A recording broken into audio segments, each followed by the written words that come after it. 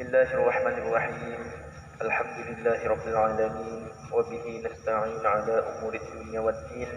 Wassalatu wassalamu ala Rasulillahil amin wa ala alihi wa sahbihi wa man tabi'ahu ila yaumiddin. Subhanaka la 'ilma lana illa ma 'allamtana innaka antal 'alimul hakim. Rabbi shrah li sadri wa yassir li amri wahlul 'uqdatam min lisani yafqahu qawli. Allahumma la sahla illa ma ja'altahu sahla wa anta taj'alul hazna idza syi'ta sahla. Amma ba'd. Insyaallah tajuk perkongsian ilmu kita ni pada subuh hari ini adalah berkaitan dengan tuntutan menunaikan sembahyang sekalipun ada keuzuran. Rasulullah sallallahu alaihi wasallam pernah bersabda satu ketika,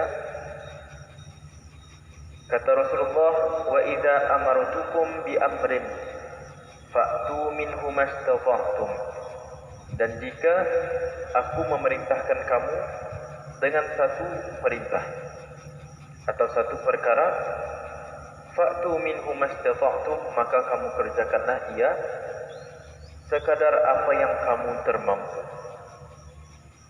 Berarti apa yang diajarkan oleh Rasulullah sallallahu alaihi wasallam hendaklah kita ni ikuti di sana. Dan kita ni ikuti itu adalah mengikut apa yang kita ni termampu. Contohnya di dalam bab sembahyang. Kata Rasulullah, "Shallu kama ra'aitumuni usalli." Sembahyanglah kamu kama ra'aitumuni, seperti mana kamu melihat aku sembahyang. Jadi Rasulullah ada bersembahyang berdiri, dan ada mengajarkan juga sembahyang duduk, ada mengajarkan juga jika dia mampu duduk hendaklah berbaring. Dan ceritanya pun ada ceritanya, yaitu daripada Imran bin Husain radhiyallahu anhu, beliau berkata, katanya, kanat li bawasir, aku pernah terkena penyakit bawasir ataupun kita ini panggil buasir. Fasa'altu an-nabiyya sallallahu alaihi wasallam 'anis shalah, maka aku pun bertanya kepada Nabi sallallahu alaihi wasallam mengenai dengan sembahyang. Faqala, maka baginda pun bersabda, shalli qa'iman, sembahyanglah dengan cara berdiri. Fa in lam tastati' fa qa'idan, jika engkau tidak berdaya maka dengan cara duduk. Fa in lam tastati' fa 'ala janbin, dan jika engkau tidak berdaya juga maka dengan cara baring mengiring. Dengan cara baring mengiring. Sekiranya tidak dapat juga baring mengiring, hendaklah ia menggunakan matanya sebagai isyarat. Kalau sekiranya dengan mata pun tidak dapat digerakkan, hendaklah dengan hatinya. Kalau hati pun dapat, itu jalan. Okey, jadi sembahyang ini hatta kenapa ia sangat penting, kerana sehingga kita di dalam peperangan pun still kita ni kena wajibkan untuk sembahyang, apatah lagi di dalam keadaan yang aman. Dalam peperang pun tidak boleh tinggal sembahyang, mesti je sembahyang. Artinya betapa pentingnya sembahyang itu. Kita ni di sini melihat keuzuran yang membolehkan sembahyang dalam keadaan duduk. Sini keuzuran yang mengharuskan seseorang itu bersembahyang dalam keadaan duduk, antaranya ialah yang pertama, seorang yang takut paning kepalanya, yang boleh mengganggu kekhusyukan sembahyang.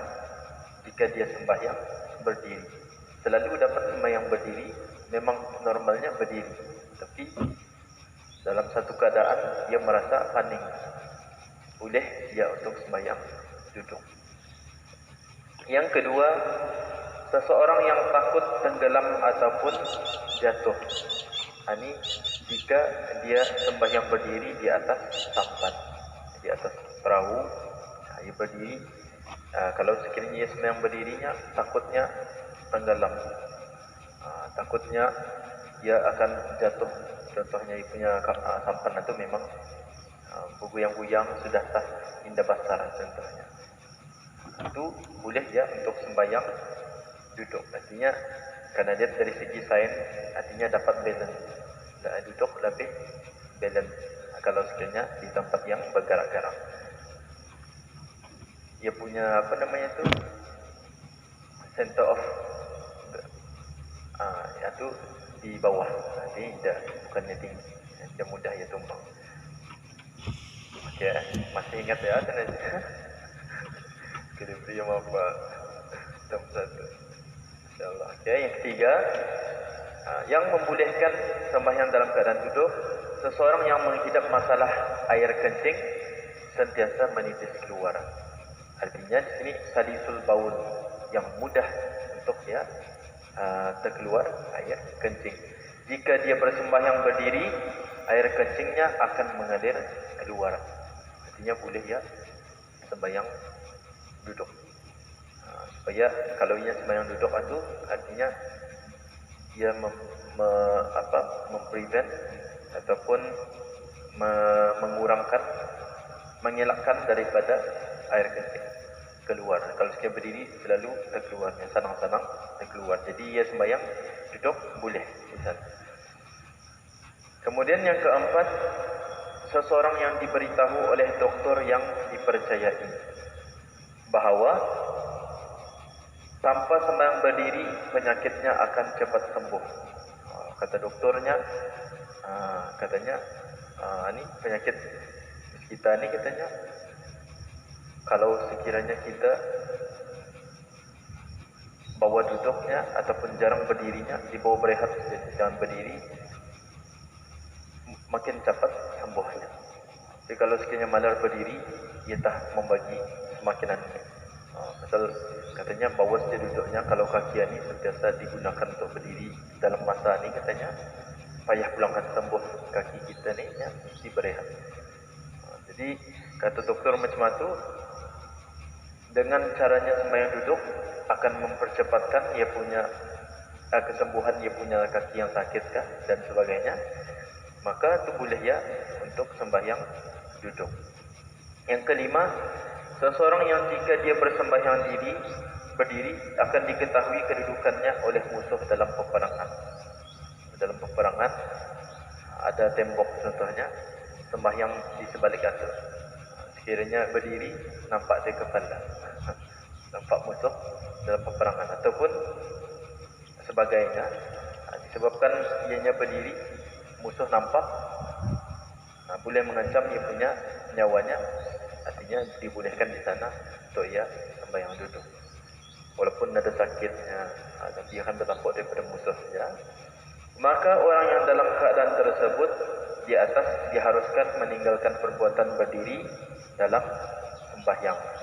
Kesimpulan yang dapat diambil daripada keadaan-keadaan yang disebut ulama di atas mengenai keharusan sembahyang, boleh sembahyang itu walaupun tidak menunaikan rukun berdiri. Apa jua kesukaran yang menyebabkan seseorang itu tidak dapat mengerjakan rukun berdiri, sama ada disebabkan sakit seperti sukar melipat kaki, sakit lutut, sukar untuk bangun semula setelah duduk di lantai, duduk di lantai, payahkan naik semula. Kalau ada bantuan tidak dapat naik, yang boleh dia duduk. Ataupun yang mengganggu kekhusyukan macam paning tadi, paning,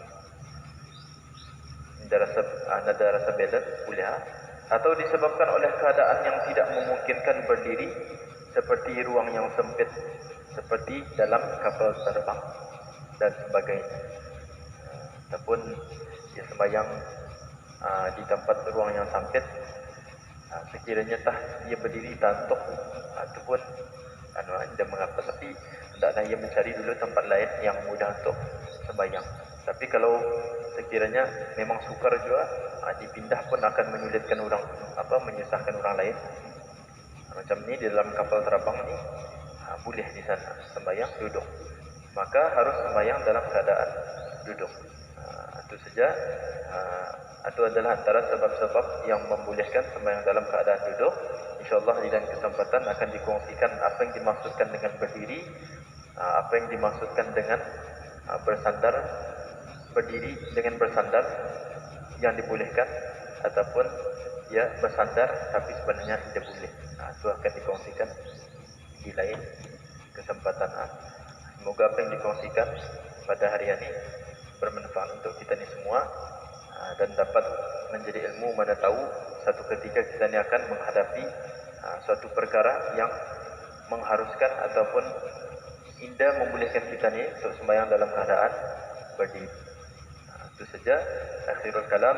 Subhanakallahumma wa bihamdik, asyhadu an la ilaha illa anta, astaghfiruka wa atubu ilaik. Wallahu muwaffiq ila aqwamit thariq, wa billahi taufiq wal hidayah. Wassalamu alaikum warahmatullahi wabarakatuh.